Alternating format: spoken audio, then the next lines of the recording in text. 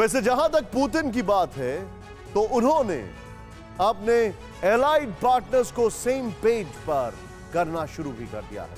Belarus के president के साथ पुतिन की डायरेक्ट लाइन है, ईरान के साथ भी रूस के अच्छे संबंध हैं और सीरिया के लिए रूस किसी बिग ब्रदर से कम नहीं है।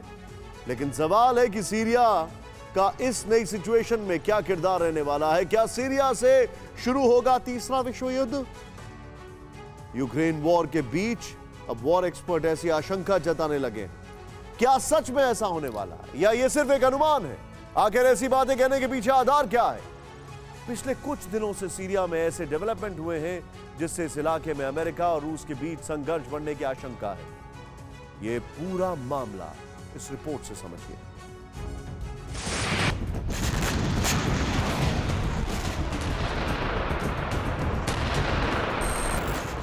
यूक्रेन में चल रही भीषण जंग के बीच वॉर का एक नया फ्रंट खुलने का खतरा पैदा हो गया है। एक्सपर्ट्स कहने लगे हैं कि तीसरा विश्व युद्ध सीरिया से शुरू होगा। 11 साल से जंग का मैदान रहे सीरिया में युद्ध की नई स्क्रिप्ट तैयार हो रही है। कुछ ऐसे डेवलपमेंट हुए हैं जिससे युद्ध की चिंगारी बड़ी आग में भड़कने का पूरा अंदेशा है।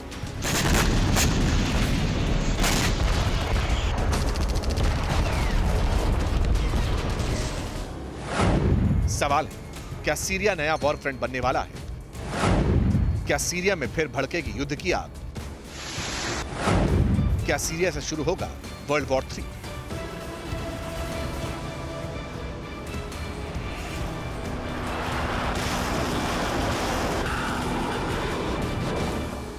सीरिया में बीते एक हफ्ते के दौरान 3 बड़े डेवलपमेंट हुए हैं जो संकेत दे रहे हैं कि सीरिया जंग का नया मैदान बन सकता है। इन एयर स्ट्राइक के लिए सीधे सीधे इजराइल की तरफ उंगली उठी है। पहला और सबसे लेटेस्ट डेवलपमेंट सीरिया के दमिश्क में हुआ है, जहां इजराइल की तरफ से जबरदस्त एयर स्ट्राइक्स की गई, जिसमें 9 लोगों की मौत हुई है।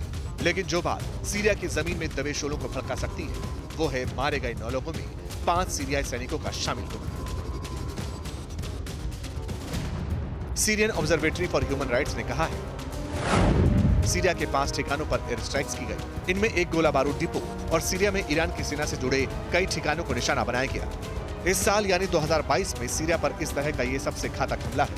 वैसे हाल के दिनों में इजराइल की तरफ से सीरिया पर इस तरह के हमलों में तेजी आई है। इस अटैक से कुछ दिन पहले 14 अप्रैल को भी दमिश्क पर एक एयर स्ट्राइक की गई थी।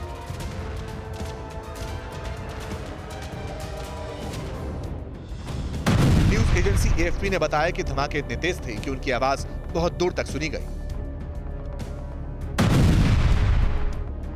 इन हवाई हमलों के लिए सीधे तौर पर इजराइल की तरफ उंगली उठी है। इजराइल को अमेरिका सहित पश्चिमी देशों का पूरा सपोर्ट है। ऐसे में इजराइल के इन हमलों का जवाब देने के लिए सीरिया की असद सरकार और बिग ब्रदर पुतिन क्या रणनीति बनाते हैं, ये आने वाले दिनों में दिखाई देगा। वैसे आपको बता दें कि हाल के दिनों में हुई अकेली घटना नहीं है जब रूस समर्थक सीरिया पर अमेरिका की सरपरस्ती में इस तरह के हमले हो रहे हों। अमेरिका लगातार सीरिया पर प्रेशर बनाकर रूस को उकसाने की कोशिश कर रहा है। कल केमिकल वेपन्स कन्वेंशन के लागू होने की 25वीं सालगिरह थी। इस मौके का इस्तेमाल अमेरिका ने सीरिया पर अटैक करने के लिए किया। अमेरिका ने कह दिया कि सीरिया एग्रीमेंट का उल्लंघन कर रहा है। अमेरिका ने सीरिया पर केमिकल हथियारों के निरीक्षण में लगे अधिकारियों के काम में अड़ंगा डालने का इल्जाम भी लगाया। संयुक्त राष्ट्र में अमेरिकी deputy ambassador Richard M Mills junior ने सीरिया की असद सरकार पर बेहद गंभीर इल्जाम लगाए।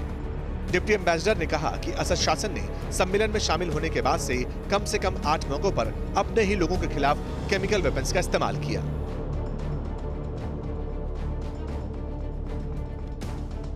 सीरिया में केमिकल हथियारों के इस्तेमाल को लेकर बड़े संघर्ष की स्थिति कई बार बन चुकी है। 2018 में ड्यूमा में केमिकल अटैक के बाद अमेरिका और रूस एक दूसरे को युद्ध की धमकियां देने लगे। हालात तीसरे विश्व युद्ध की ओर जाने लगे थे। केमिकल हमले के बाद तब के अमेरिकी राष्ट्रपति डोनाल्ड ट्रंप ने रूस पर सीधा हमला बोला था। तब ट्रंप ने ट्वीट में जो लिखा था उसे वर्ल्ड वॉर 3 का अल्टीमेटम माना गया। ट्रंप ने रूस को धमकाते हुए कहा,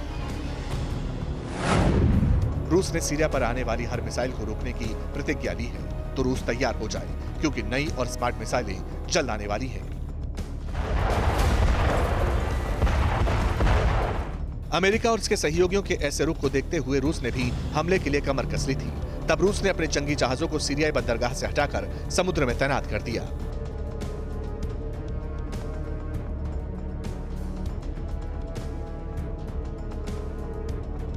सीरिया को लेकर तीसरा डेवलपमेंट टर्की में हुआ।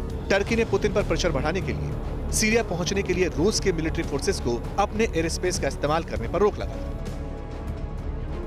टर्की के इस फैसले के बाद रूस के लिए सीरिया तक अपनी मिलिट्री पहुंचाना मुश्किल हो गया है। अब सवाल यह है कि सीरिया में इन डेवलपमेंट्स का क्या कोई लिंक है? अगर वाकई इनका कोई कनेक्शन है तो फिर एक्सपर्ट्स की ये थ्योरी सच साबित हो सकती है कि सीरिया जंग का नया मैदान बनने वाला है। ऐसी जंग जहां से तीसरे विश्व युद्ध के शुरू होने का संकेत मिल सकता है।